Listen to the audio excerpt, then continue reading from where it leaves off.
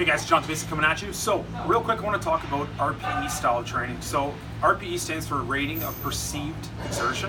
Now, originally when I first learned this was way back in the day when I was in school, and it actually was our CSEP protocol, where they talked about using RPE style training, a scale from 9 to 20, to talk about how tired or how much exertion the client was putting out.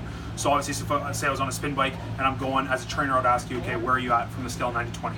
Now that sounds really stupid, a scale of 9 to 20, but the reason was because it actually should correspond with roughly where their heart rate is. So if somebody's really burning and they're both, they're dying out, and they say they're at 16 out of 20, well, their heart rate's probably at about 160 beats per minute. Okay, if you think about someone at the lower end, so if they're at a 9 or 10, they're hardly even working. Well, it's because they probably are hardly working, and their heart rate's hardly elevated, and it might be like a 90 beats per minute or 100 beats per minute. Okay.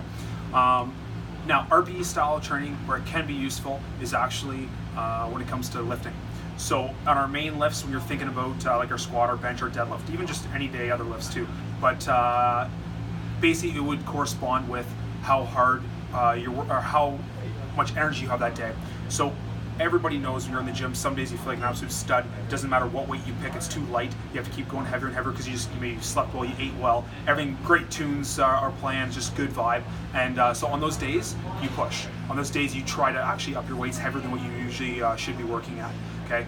On the flip side, if you're following RPE, if you're having a bad day, so you missed a couple meals, you scrambled, you're stressed, you hardly slept because your kids were sick the night before, whatever it might be, those are the days you actually slightly back off of it. Maybe you have to scale it so that it's a lighter weight, or maybe you have to drop a set, whatever it might be. Okay, so this is not to say that you should be doing it all the time, oh, I feel lazy today, but it's just to allow for those days your body needs extra recovery to take that recovery. Okay, so if ever you feel like you need some changes to your programming, I would challenge you to follow a bit of an RPE strategy, where on the days you feel good, push. Challenge yourself to go a little bit heavier and to get those extra reps, or to go up one set of dumbbells. Okay, on the days you're feeling sick, listen to your body, it's trying to tell you something.